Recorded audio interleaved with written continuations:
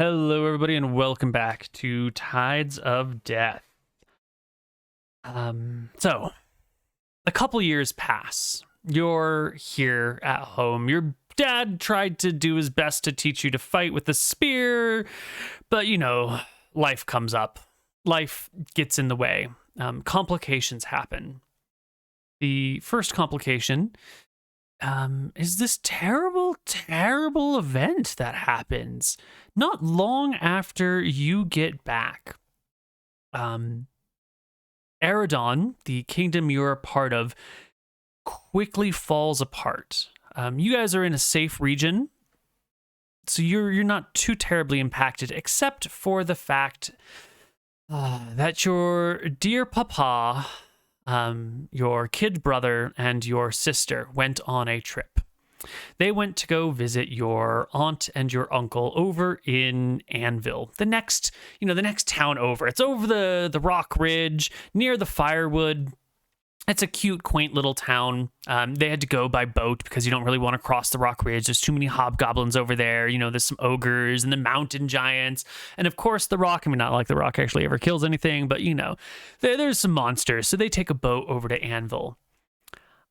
And then they don't come back on time. But as we discussed earlier, ships, they come, they go, they take time. You never know. There's no telephones. There's no telegraphs.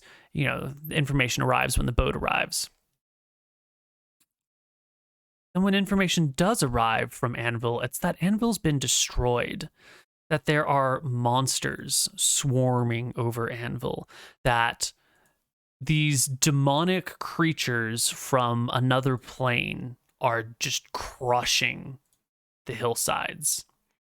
And the next couple years, the next 6 months really, are sort of a nightmare of soldiers being marshaled, of all of the peasants being called to work overtime, to not just only do the work that they've been assigned in the fields, but also to put in extra time and labor reinforcing the defenses of this area.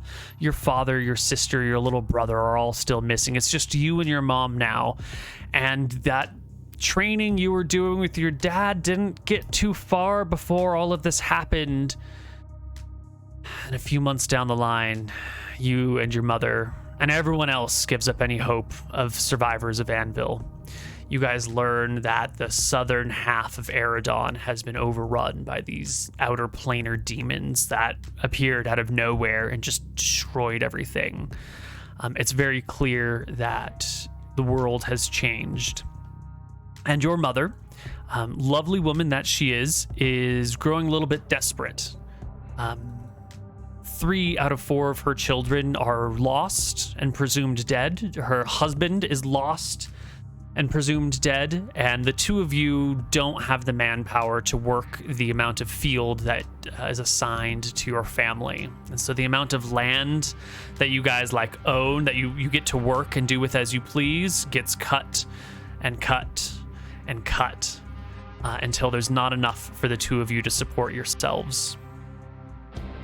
So, in these dark times, when demons are sacking cities nearby, what is it that Saol is doing with his time while all of this downfall is happening?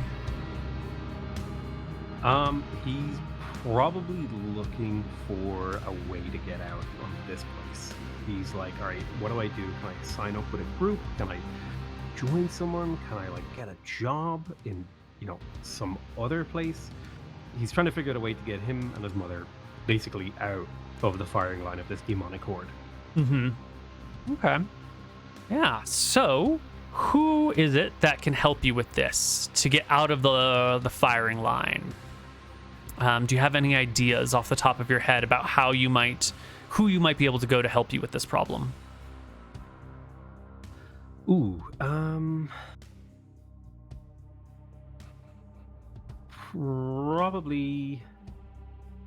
Probably the family, I guess. I would maybe travel. I know we have family in one of the nearby towns. I'd probably go and see if I could get an apprenticeship or something and get enough money to send my mother away. Yeah, make me a charisma check and we'll see how this goes. Terribly. Absolutely terribly. You head to the next town over. Whoops, chat can't see the rules. Here we go. You head to the next town over, the capital of this county over here, Clydesdale. And you've got some family in Clydesdale that work as servants for the count who lives there. But they don't like your attitude. You know, your family that are servants here get you like an interview with the head butler. And you talk to the head butler, and your family, your aunt over here talks to the head butler. But your conversation with him does not go well at all. He can see that you're just like a sniveling, sniving sheet of a person who will say whatever it takes to get whatever you want, or at least that's his opinion of you. And he looks down his nose at you and shakes his head and says, "Young man, dishonesty will get you nowhere in life. You should know your position. You were born a peasant. You will live your whole life as a peasant, and you will die a peasant if you're lucky. You should not seek to rise so far above your station, especially with an attitude like that. You will never make anything of yourself in life." He decries and berates you. However, your mother seems a good woman who has worked her whole life, raised 3 good children, and your aunt speaks very highly of her. I think we can find room for her here as a washerwoman in the castle. But we will never take you. How do you feel about that? I like, I kind of drop to my knees and I'm sniveling and I'm groveling. I'm like, wait, but please, I need some sort of job. How will I live? I've tried so hard and I've suffered so much. And is it a crime to dream to have a better life?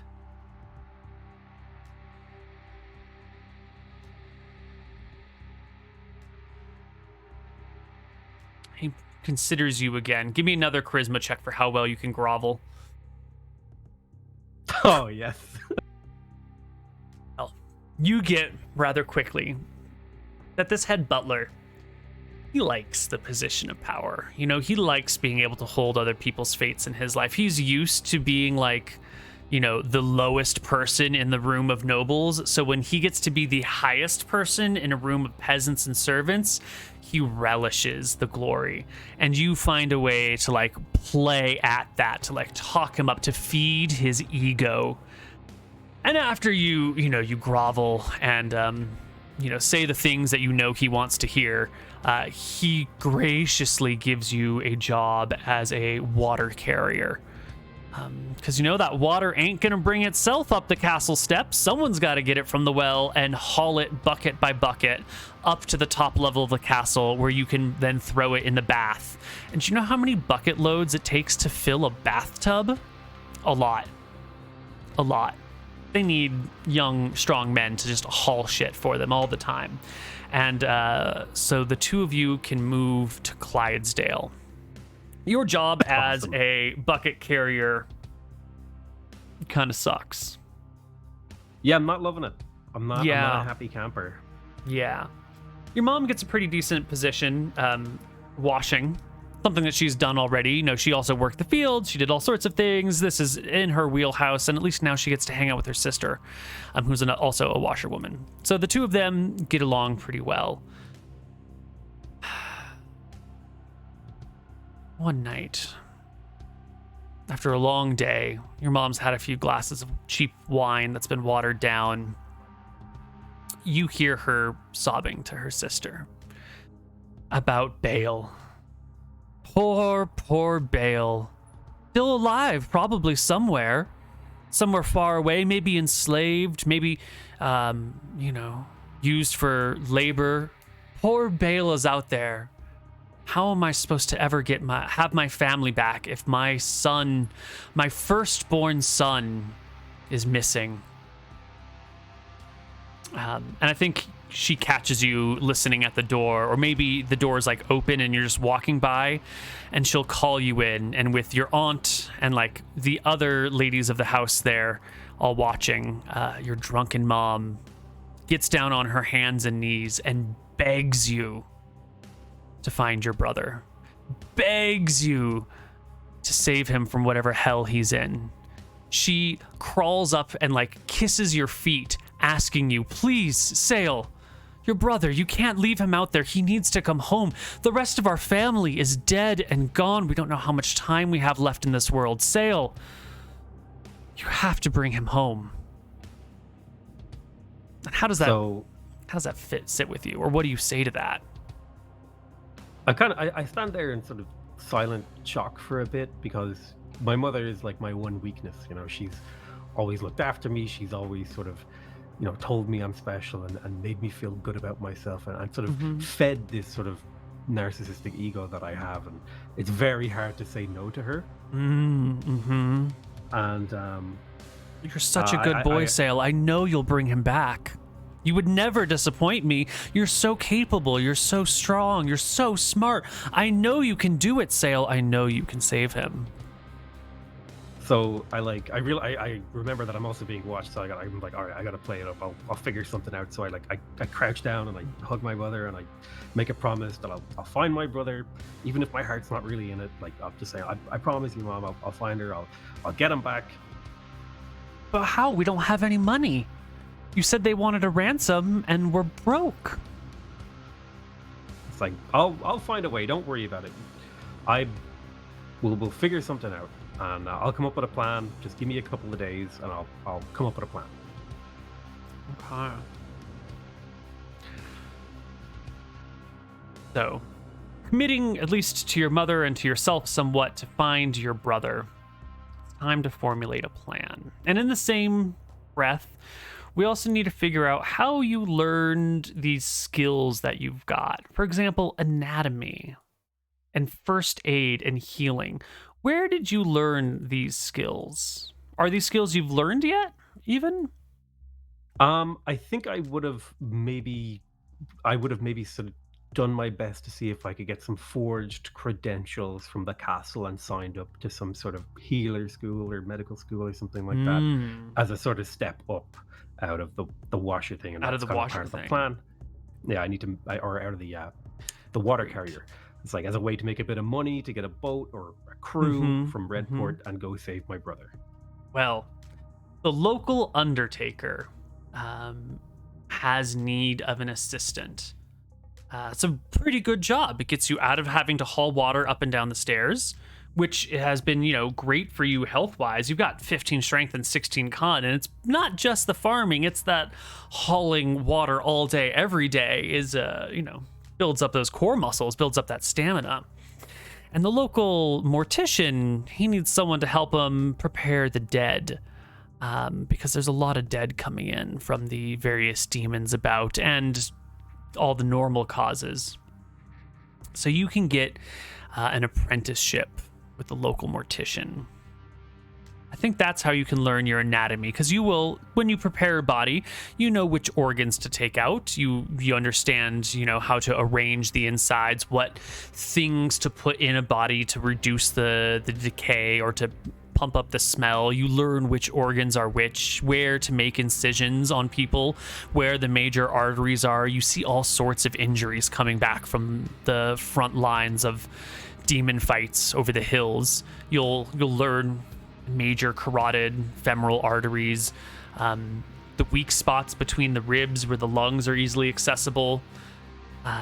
And shortly thereafter, you get loaned out by your mortician master. I don't know what the term for the head mortician is, but you get loaned out as part of a what do they call them? You get loaned out to the barber with the military. Now, back in the olden days, before surgery was ever really a known field, barbers were the surgeons, which is, a bit strange to us modern folk. We think of barbers as like scissors with the hair, but it's also people that are good with the knife. They would do all the not decapitations, all the what is it when you lose an arm? The word. It's the word for losing a limb. It's not castration. It's amputation. They do all the amputating, all the minor patchings and injuries, all the sewings up of whatnot. And it's on the front lines near Rock Ridge and Hillsborough, where you see demons fighting people, and you treat burns, you treat cuts and stabs mostly. And you can use the anatomy training that you had from the mortician to surprisingly excel in this area. Would you give me a anatomy, first aid, and healing check? Just roll all three of them, and we'll see how well you excel. I might have spoken too soon, actually. Never mind. It's another natural 20. And another... Wow. All right. So you do very, very well here on the front lines. You're still a young man. You're still working as an assistant to the head barber.